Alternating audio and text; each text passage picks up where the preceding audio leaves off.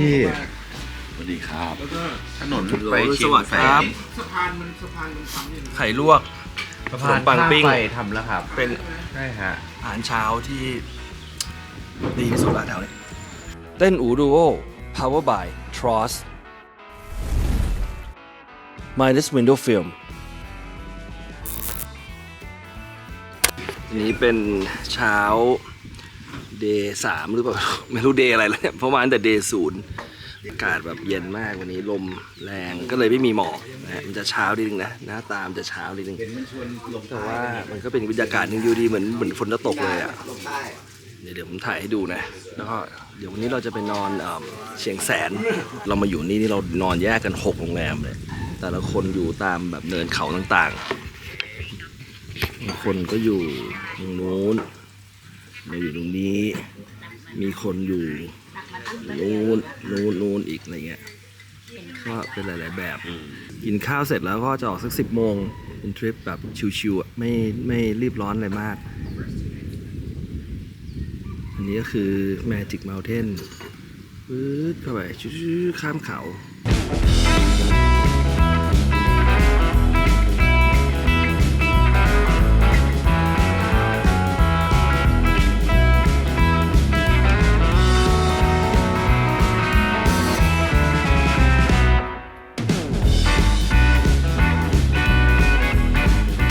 ตอนนี้เราเพิ่งกินข้าวเที่ยงเสร็จ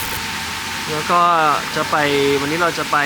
เชียงแล้วเชียงขอนเชียงขางเชียงของเราจะไปเชียงของแล้วก็เสร็จแล้วถ้ามีเวลาถ้ามีแรงก็จะไปต่อที่สามเหลี่ยมทองคำเป็นสไตล์ทัวริง ขับน้อย ตอนนี้แบบว่าทริปที่ 3ที่กูเริ่มหมดสภาพแล้วผมเริ่มจะโหนพวงมาลัยไม่ค่อยไหวเป็นวันนี้อากาศ ๆ ดีมา โค ก ตรดี เปิดประทุนขับมาตลอดทาง ไม่มี แดด แดดสักหนึ่งแอะอากาศเย็นนี่ตอนบ่ายโมงนี่ยังใส่เสื้อแบบแจ็คเก็ตเบาๆได้อยู่ชิลมากๆไป วันนี้ก็เปิดประทุนขับทั้งวัน ต้นมา ไม่มีแดด สบายมาก สุดๆ เดี๋ยวไปดูรถกัน เป็นไงเน่ของเราเปิดประทุนอยู่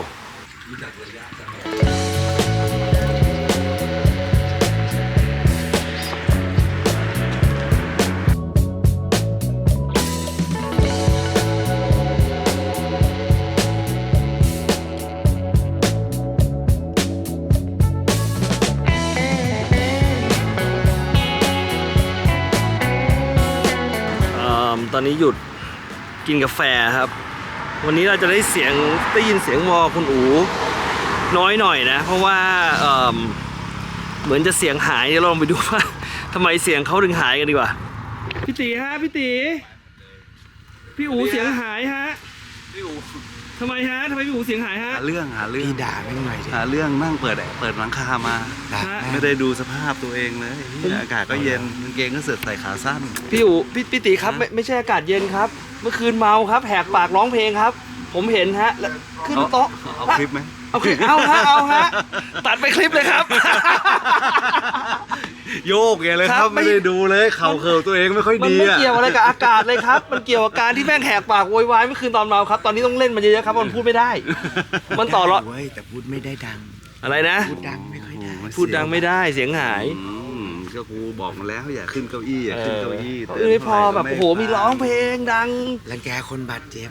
เออ ถ่ายก็ไม่ได้ดูหรอกว่าถ่ายใครอยู่ถ่ายแต่ตัวเอง คือเสียงแม่งดิ แม่งเหมือนนาไกสร้าง พอ บ้าน ที่จะพูดเลย แม่งสัมภาษณ์นาไกถ่ายเห็นแต่หน้าตัวเขาเอง เดี๋ยวมึงขึ้นรถไปนะปิดหลังคาสัตว์เดี๋ยวคืนนี้ ดี เดี๋ยวคืนนี้ไม่เหลือเสียงจะพูดที่ฮา ดีแล้วจะได้เยียบๆบ้างโอ้โห ไม่เลย ใช่ไหมล่ะ เดี๋ยวเราค่อยมาลุมด่า เออ คืนนี้ครับ ใช่ครับมีนี่เสียงสาวเฟกเอง เร็วเพื่อนผมดีๆทุกคน ดีเฮี้ยนๆทุกคน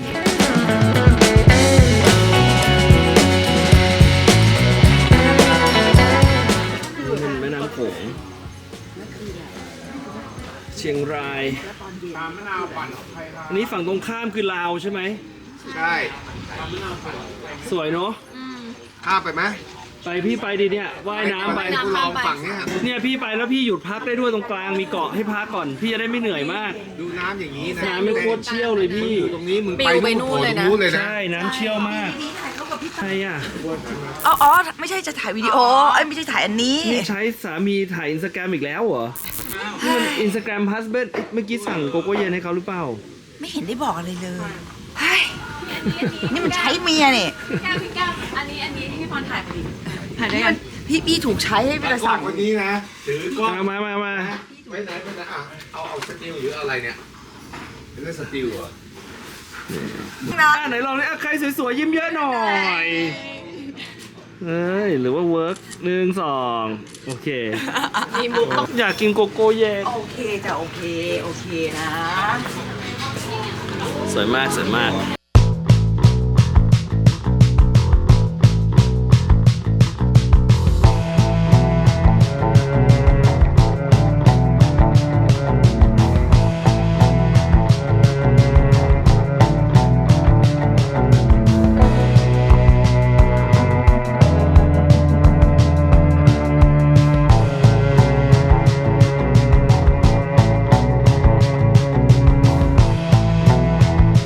ตอนนี้เราก็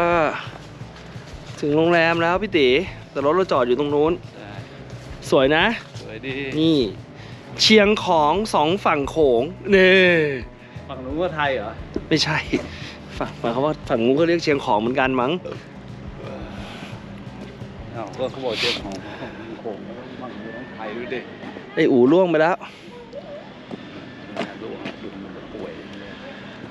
เราต้องเดินมาดูฝั่งโขงโอ้ยสวยมากสวยอีกละไอ้เฮียตีอยู่ไหนเนี่ยอ๋อนี่โหหน้าชั่วๆมึงให้คนดูช่องแฟนๆขับช่อง YouTube คุณดูด้วย เขาเบื่อแล้วดูคนลาวเขาดีกว่า ไหน ดูชาวบ้านนี่ฝั่งนู้นเขาก็ดูแบบว่าเริ่มดูเจริญ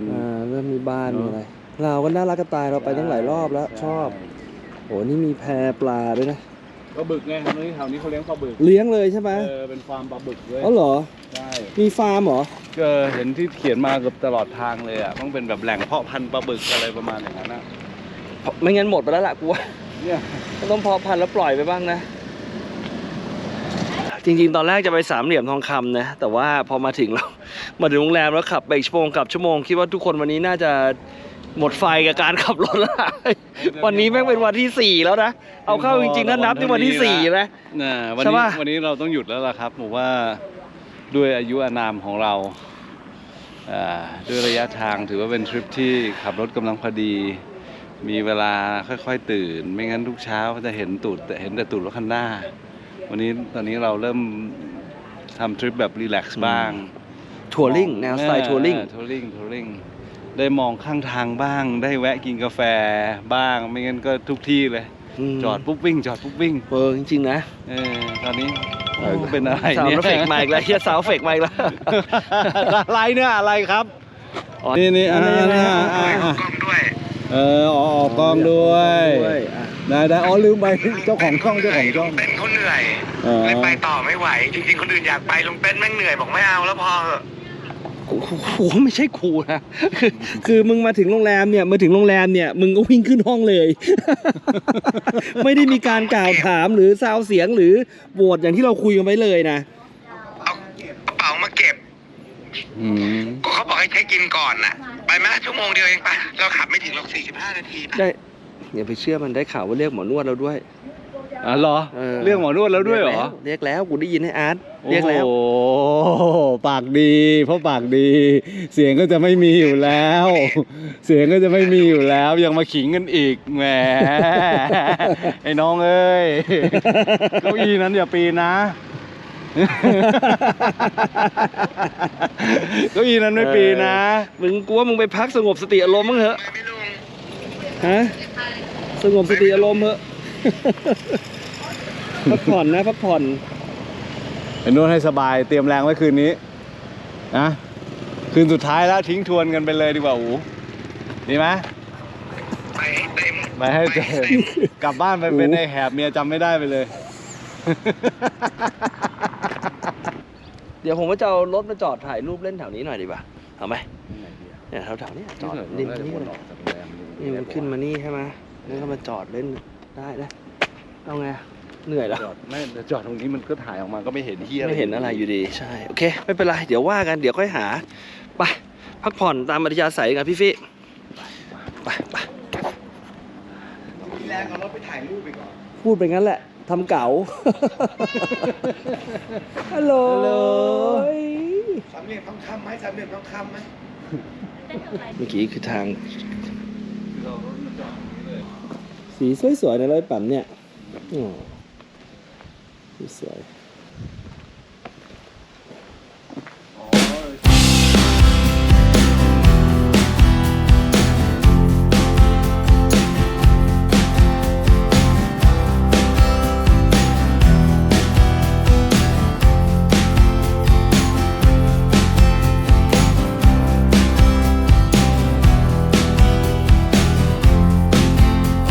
So, this is your first trip First trip to Thailand. to Thailand? How was it? Spectacular. Yeah? I didn't know what to expect. I had no idea. I knew that I was going to a Porsche thing, obviously, and I know what the people are like. So that really helps. But I had no idea what to expect. Road wise, the views, no idea. How's gas traffic? Okay. Incredible. Yeah? I've been to a lot of like car shows and that kind of stuff, and that has been one of my favorite events. Again, it's just like the people there, and like the excitement and like the passion that goes into it. It's very Thailand. Yeah. Have that Thai-ish vibe, you know? Totally. Yeah. How about the road, man? Like, this is your, fourth day, right? Fourth Yeah, day? day four. Tomorrow's the on the road. last day. Yeah. Again, I didn't really know what to expect, and I didn't expect it to be great, to be honest. Yeah. I mean, our roads in Oregon are terrible. Oh. Like, it just is what it is. And, Yeah. But I still love them. So coming over here, I'm like, okay, I'm gonna have average roads. These are better. I don't want to say this too loud, but these are better than the Alps. Like, those are some epic views, but the roads and the way you can drive on, it's so perfect. Yeah. It's like really curvy, you know? Yeah, Like, this is, 4 days is not enough. yeah. This is our I think this is like, you have like sort of like, the way Puri picked the route is like best of the best kind of. So, and he kind of like stitched them together so good. It's- Okay. I see. Yeah. I mean, how often are you guys doing this? I mean, like we do it. I mean, the northern trip, what we call NE Northern Expedition Okay. road trip, is once a year, Okay. and then we do like a southern one once a year. Right. And yeah, so this is our 10th actually. 10 total for over 5 years? No, over 10 Over years. 10 years. Yeah. So So you've we done- skip a couple during COVID, and then yeah, so it's like 10. Do you do like smaller trips throughout the? We do sometimes. Like if not people ask for it, we'll do like a quick trip maybe to Buriram or to like closer provinces for like a couple of days. But this is like our sort of like an epic 4 or 5 day trip. All right. Yeah. So I saw on your Instagram the other day, it looked like you guys were like off-roading, like camping. Yeah. Is that part of Ren Drive? Or Yeah, is that it's like a sub Ren Drive group. We Okay. call it Ren Glamper. Really? Yeah. Oh, I love it. Yeah, it's like a subgroup, and it's anything goes on that group. Like mostly Cayenne, but there's like also like Land Rovers and other things. Oh, like so whatever it's you like. open. Yeah, it's open to the marquees. Yeah, it's open to the marquees. It depends on where we have. Like we have Land Rovers, and also Toyotas. It depends. Like, but it's actually mostly Cayenne. I don't think that it's appropriate for a 911 Safari by what I saw, some of the like wading you guys did, but is that something that is possible for those types of drives? I think so. I mean, it's not like a super like there's like no rock climbing or anything. So as long as you have the clearance. But I think the 4-wheel drive will help because sometimes it get muddy. That's the only problem that I see. Yeah. So C4. Yeah, it's like the C4 would be perfect because if you go on the road that we went to in the rainy season, it will close because it's just like too rough. But it's always gonna be like some mud and some stuff, but not too much. Yeah. My favorite. All right, man. We might have to come back for one of those. All right, and let's come go. over to Let's Oregon go. for some fun. All right. Well, I hope you enjoy, man. Yeah. Thanks, man. Nah.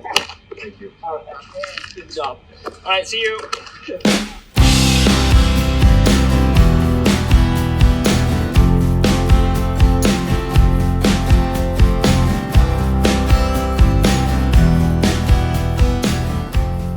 Tanner, so your first time Yeah. here in Thailand, your first road trip in Thailand. Yeah. Tell me, It's wild. Earlier, me, Brock, and I road tripped in the U.S. and all over the Alps. So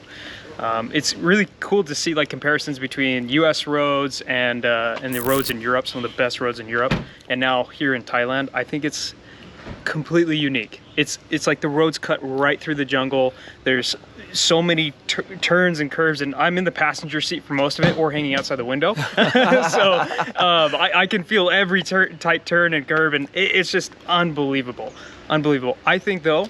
my favorite ride was in your car. Like, I love the modern. Like, modern is comfortable. It's so nice, but there's nothing that compares. Like when it comes to feel and everything, especially in the passenger seat to an older car. Well, I kind of finally have this car set up the way I wanted to. Yeah. So I took it on like 3 straight road trips.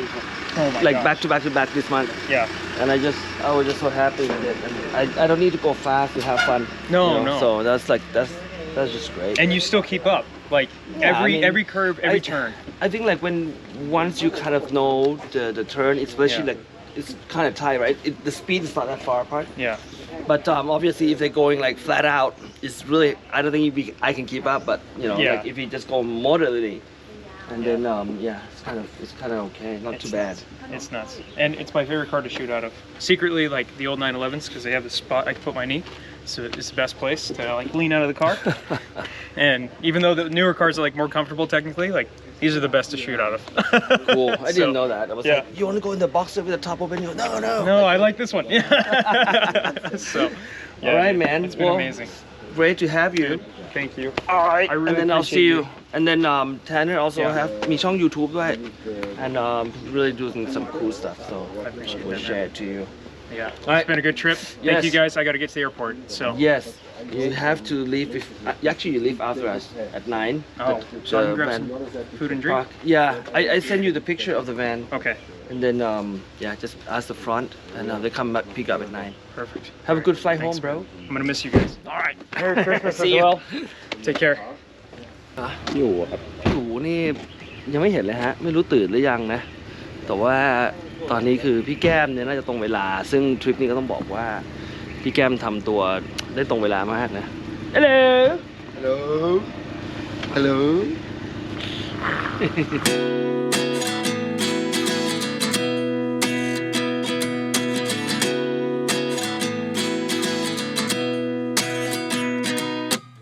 At 29 and I find myself wondering what did happen to the last 10.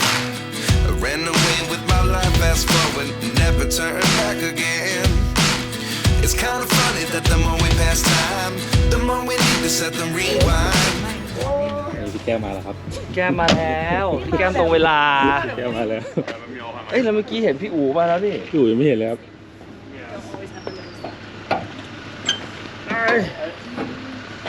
นี่ไงพี่แก้มก็ลืมถุงเท้า เราเจอแล้ว เจออะไร เจอคนสะพานบุญของเรา โอ้ย นี่สะพานบุญ สาธุ เราไปตักบาตรแล้วก็ทำบุญต่อเลย โอ้โหไอ้นี่เขาเรียกมาร ตื่นมาก็ไม่ตัก บุญ บา ต่อ ต เล ร ยไหมคะ ตื่น โอ้โห ตื่น เจ๊ มา ใจดี ให้เหรียญค่ะ ตื่นมาก็ไม่ตักบาตรแถมเนี่ยมาขอตังค์เขาอีก แต่วันนี้ถ้าดูเส้นนะ พี่แมนบอกว่าให้ไปเส้นใหม่แกบอกไปเส้นใหม่สวย แล้วก็ทางดีใช่ คือเส้นบนนี่ใช่ไหม ใช่คือเส้นบน ก็ดีคิดอยู่เหมือนกันว่าแบบดูแม่งดูดีมากอะ ใช่เส้นบน แต่เมื่อวานมันติดไปเยอะอะ เนี่ยไม่ติดเลย วันนี้ไม่ติดแล้ว ไปไหนมาทำไมเพิ่ง เตรียมตัว กูเปิดไปแล้วมึงอ่ะเพิ่งมาเปิดแล้วเดี๋ยวขอกูเก็บของกับเมียก่อน เฮ้ยผมพร้อมแล้วนะ8:30พร้อมออกตามสัญญา โอ้โห เมียกูยังไม่พร้อมเมียกูยังทำอะไรอยู่ไม่รู้เลยไปเปิดเลยเปิดกับพี่ตีก็ได้ให้พี่ตีช่วยน้องหน่อยวะเสียงมันไม่ค่อยมีดีจังเลยเงียบดี พี่ตีพี่เต้นไม่มีหนวดสวัสดีครับพี่ ส เต้น วัสดีครับสวัสดี พี่ ครั เต้น บ ไม่มีหนวดสวัสดีครับพี่ ได้ข่าววันนี้ทำไมช้า เนี่ยจ้า เมื่อเช้าเขาทำบุญร่วมกันก็ไม่มา ตรงเวลาเป๊ะ นิสัยเหมือนพี่มึงทุกวันแล้วนะมันก็ไม่มาเหมือนกันเนี่ยเขาอุตส่าห์ตื่นทำบุญตักบาตรกันทำบุญกันบ้างดูนะ เดี๋ยวผม วันๆ ฝากผมฝาก แบ็กกราวด์ไว้คนหนึ่งนี่อ่ะให้ยูวีเยอะโอเค ยืนคล้ายๆนักการเมืองอ่ะต้องมีแบบมาอยู่ข้างหลังนิดนึงแบบมี เวลาพี่ไปไหนคนจะได้ทัก เคยเห็นโดนมาแล้ว มีน้องน่ารักเขา follow อยู่โดน ก็ มาแล้ว เดี๋ยววันนี้เราขับอ้อม โอเค ไม่ลงทางสั้นลงทางใหม่ยาวกว่าหน่อย แต่ว่าถนนดีกว่าน่าจะสนุกกัน ใช่เห็นว่าทางสวยเนาะมันก็ไปลองแต่ไม่รู้รถจะเยอะแบบนี้วันนี้วันเสาร์แล้ว ก็ต้องถ้าออกเช้าน่าจะรอดพี่ ก็เราก็ไม่ควรจะลีลา ไม่ควรจะลีลาแล้วก็ ก็เหลือ See you Tanner Like for real. all right I'm coming around. okay no problem man Thank you. We'll see each other soon. all right For sure. cheers have a good flight มีตื่นเต้นตอนเช้านิดนึงนะเมื่อกี้รถสตาร์ทไม่ติดแต่ว่าเป็นที่ขั้วแบตหลวมนะครับไปบายบายโอเคฮะนั่งรถตี นั่งรถใหม่บายบายเรากำลังจะออกจากเมืองเชียงคานแล้วล่ะแล้วก็มุ่งหน้าไปสิงห์พาร์คนะครับสิงห์พาร์คตอนที่อยู่ในเมืองน่ารักมากนะเมืองเชียงคานเนี่ยเมื่อคืนนี้เราก็แอบไปแฟร์อะไรแป๊บนึงนะก็ไม่มีอะไรก็เป็นแบบเหมือนมีอาหารเป็นอะไรอย่างเงี้ยแต่อากาศเช้ามานี่แบบเย็นเลยนะหนาวเลยวันนี้เหมือนจะไปเส้นทางใหม่ด้วยนะครับเดี๋ยวผมบอกว่าเส้นอะไรเขาบอกว่าทางดีมากเพราะว่าเมื่อวานนี้มันก็แบบมีคนแบบเมื่อวานนี้ตอนบ่ายๆมันมีแยกกันไปหลายกลุ่มก็ชิลๆแหละเพราะทุกคนรู้ว่าวันนี้เป็น destination สุดท้ายบางคนก็ไปวัดไปอะไรอย่างเงี้ยแล้วก็กลับมาเจอที่โรงแรมน่าเชื่อว่าทริปนี้ก็ไม่ได้น้อยนะฮะเราเดินทางกันวันอังคารวันนี้วันเสาร์แต่ว่าทุกอย่างผ่านไปเร็วมากอ่ะก็สนุกดีถามว่าทริปนี้ขับรถเยอะไหมก็ผมว่ามันก็ไม่ได้เยอะมากอ่ะมันก็กำลังดีอ่ะแต่ผมบอกเลยว่าทริปนี้ทริปที่3ติดกันเลยนะภายในเวลาเกือบเดือนเนี่ยที่ผมเอาคอสมิกออกมาเนี่ยมันส่วนตัวผมแฮปปี้มากแต่ว่าก็ต้องบอกว่ามันแอบเหนื่อยแล้วเหมือนกันผมเองก็ค่อนข้างจะล้าๆแล้วเหมือนกันเพราะว่าการที่ขับแอร์คูลเนี่ยขึ้นเขาลงเขาในทิศเหนือการขับแอร์คูลขึ้นเขาลงเขาทริปเหนืออย่างเงี้ยมันฟิสิกอลมากเลยนะผมบอกเลยทุกอย่างมันฟิสิกอลมากแล้วก็ใช้แรงเยอะถามว่าคอสมิกเนี่ยมันก็เบาอ่ะไม่ได้เป็นรถที่หนักหรืออะไรแต่ว่า3ทริปติดกันเข้าไปเนี่ยผมก็รู้สึกว่าปวดเมื่อยเหมือนกันนะแต่ว่าถามว่าความสนุกอ่ะมันเต็มร้อยนะฮะเพราะฉะนั้นก็แฮปปี้ที่ได้ทำสิ่งนี้ที่ได้เอาคอสมิกเอามาขับ3ทริปติดกันเลยโอเคไปมันโค้งแล้ว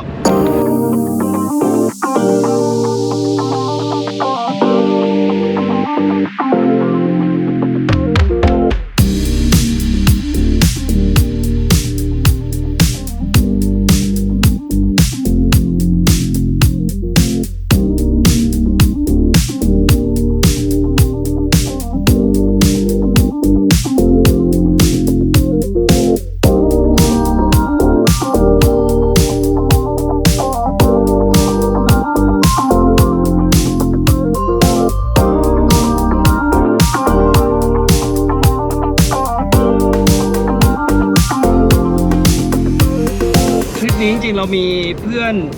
ชาวต่างชาติมาด้วยสองกลุ่มเนาะ5 คนนะฮะสองคนแรกเนี่ยชื่อคริสตอฟกับไมค์นะเขาก็จริงๆ2 คนนี้เราไปเจอกับเขาที่ตอนเราไปขับรถที่เยอรมันนะครับเขาก็ตอนแรกก็จิกๆจักๆแหละจะมาได้หรือเปล่าอะไรเงี้ยสุดท้ายก็ไปขออนุญาตที่บ้านมาแล้วก็มาจนได้นะคริสตอฟเนี่ยเขาทำพวกเกี่ยวกับรถคลาสสิกนะฮะก็คือซื้อขายรถคลาสสิกนี่แหละที่หายากๆส่วนไมค์เนี่ยเป็นช่างรถแข่งจะบอกว่าช่างก็ช่างแหละเขาเป็นช่างรถแข่งประกอบเครื่องรถแข่งอะไรอย่างเงี้ย แล้วก็บริษัทเขาเนี่ยก็จะเป็นดูแลฟลีดรถแข่งต่างๆของที่นู่นที่เป็นรถคลาสสิกนะฮะก็เหมือนสมมติว่าเราซื้อรถแข่งไว้คันหนึ่งแล้วเราบอกว่าโอเคเดี๋ยว เดือนนี้เราจะไปแข่งที่สปาเขาก็จะเตรียมรถเตรียมอะไรไว้ให้เมคชัวร์ว่ารถเรียบร้อยแล้วก็เอาไปตั้งพิทตั้งอะไรให้นี่ก็คือ2คนนี้อีก3คนเนี่ยก็คือบล็อกซาร่าแล้วก็แทนเนอร์บล็อกเนี่ยก็คือถ้าดู IG เนี่ยใครเห็นอาจจะรู้จักกันเพราะว่าเขาคือ996 Road Trip คนที่ชอบเอา996แล้วก็เอาหลังคามาใส่อยู่ข้างบนแล้วก็ไปแคมปิ้งกับหมาตัวหนึ่งอ่ะนั่นแหะเขาก็มากับภรรยาเขาที่ชื่อซาร่าส่วนแทนเนอร์เนี่ยก็เป็นตากล้องประจำตัวเขาทุกมาช่วยเขาทำคอนเทนต์ทีนี้บล็อกเนี่ยก็ได้การจริงๆบล็อกเนี่ยได้การเชิญมาจาก Porsche นะPorsche Asia Pacific Porsche AG ช่วยกันพาเขามาเพื่อจะมางาน Dust Treffen เพื่อมาทำคอนเทนต์ด้วยแล้วก็เสร็จแล้วก็เลยถามพวกเลนไดรฟ์ว่าขอเข้ามาโรดทริปได้ไหมจะได้ทำวิดีโอทำคอนเทนต์โปรโมทการท่องเที่ยวของประเทศไทยไปด้วยแล้วก็การขับรถไปด้วยซึ่งเราก็ยินดีอยู่แล้วนะเพราะว่าเราก็เป็น FC บล็อกเขาแหละตั้งแต่แรกๆแล้วว่านี่แม่งเจ๋งดีเว้ยแบบเอา Porsche ไปแคมปิ้ง996ไปแคมปิ้ง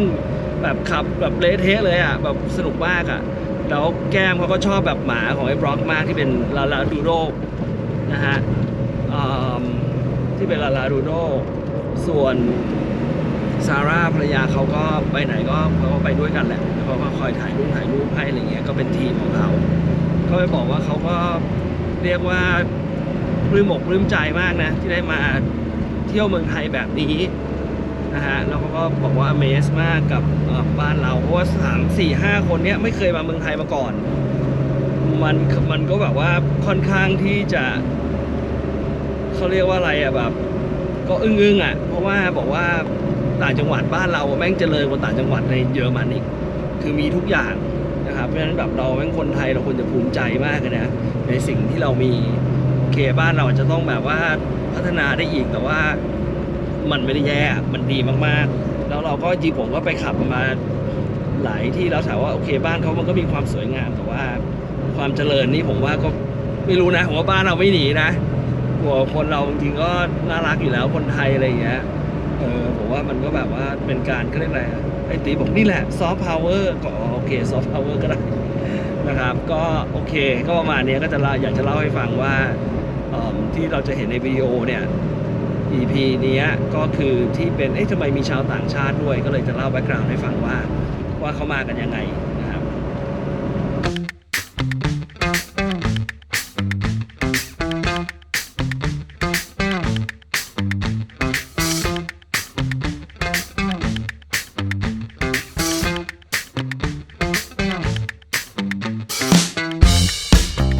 โอเคตอนนี้เดี๋ยวผมก็จะต้องเป็นคนรับผิดชอบมาสัมภาษณ์เพื่อนฝรั่งของเรานะครับที่ไปร่วมทริปด้วยกันนะครับโอเค first of all let you introduce yourself what's your name and where you come from Hey, I'm Christoph from Munich in Germany. and you Hi, I'm Mike from Lugano in Switzerland. okay actually this is your drive your car to drive on this trip how was it Oh, it was fun. It was fun. Yeah, it was really amazing. so what kind of fun you got around here how about compare the street from your countries and No traffic. Yeah, so far less traffic. That was amazing to experience, especially the Magic Mountain. Oh, yes. With so many incredible yeah on the curve mountain roads. one of you go to twice right Yeah, we went we twice. went twice. Yes, Yeah. yes. and if compared to your countries so what do you expect before you come here So I was told that it's amazing, but I didn't think it would be that good. Yes. You know, the road quality is incredible. A lot of camber turns, which we don't have that much at home, and just amazing without the traffic. Yeah, it's so same. So no police, which is in Switzerland a big problem. And then also the actually roads. we do have But they don't care. They don't care. Yes. actually they do or they care but they understand the okay, passion. Maybe. I understand it's a suburb areas that's why they're not too strict this is the way of Thai style Maybe they knew it before that we arrived, so they just closed an eye or two. No, in fact, as Chris said, it was amazing to experience with all you together. Also, the friendship that we felt with you together was like very strong. You know, you just could feel that you are a strong group, and this makes And things how about the very- view that you seen on the road? How was it? Do you like it on the northern view in Thailand? What do you mean? I mean the scenery. Oh, the scenery. Yeah, nice. Yeah, we are just surprised about this country, really, and we are surprised about the people, how kind you are, all of you, and this makes us just happy because Europe, it's not so easy to get this kind of friendship with cars. That's also. the way of Thai we style. are just pleasure to be here, and So for we sure. introduced into such Yes. an amazing community. Yeah. And it's like really You're strong, yes. Yeah, strong. Please go back friendship home and and tell Yeah, our we will. what to say. Not too many. We should keep it. No, we because, keep it, yeah. Yes, because Otherwise, Actually- Metric Mountain will be a tourist spot there. Yes. Yeah. Actually, this is our soft power. Yeah, and too many Europeans here is not good, so we'll keep it for us. Yeah, that's all right. No, we will that's come all back to soon, for sure. Okay, I think okay. for a rent. You are welcome. You are Thank you, welcome. thank you. And both of It you was- is Yeah, very thank you so nice much, A pleasure to to- going around with the trip with us, Yeah. and you are welcome. And to also, come. we really want to thank Suti. Oh yes. Yeah, This yeah. is He This gave is- this is the car to car. us, and it was so much fun. To Yeah, drive he this trusted car. us, and the car is Uh, Suti. The car is safe. Look, it's in one piece. So everything come back and perfect, right? yeah, everything is all perfect, the and it was fun, and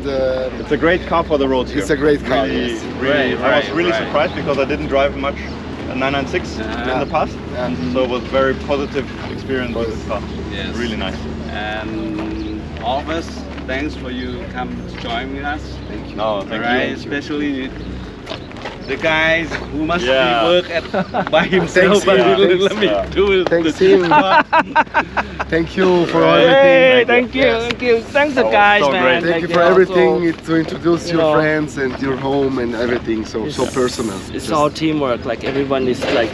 everyone have like their own things to do. Like Yeah. Humphrey's like he organized all of this, the transport and Yeah. everything. So Yeah, thank you. Okay, wish you. both of you a Merry Christmas. yeah, And Merry a Happy Christmas. New Year. Thank you. Same for you. And looking Happy forward to see you around here, and also We will. sometime if I have a chance, we'll go to visit you. Yes. We will please. try And then we to drive. We organize. show you our roads. Yes, Yeah. exactly. That's what we want. Exchange. It's true, it's true. So thank you for everything. So Oh, we have to leave. Okay. Everyone, okay. One of your best friends is waiting for you to. Yeah. The blonde hair girl, the Russian girl. Bye, bye, Ukraine? bye. yeah, she wants to be Russian. Whatever. Thanks.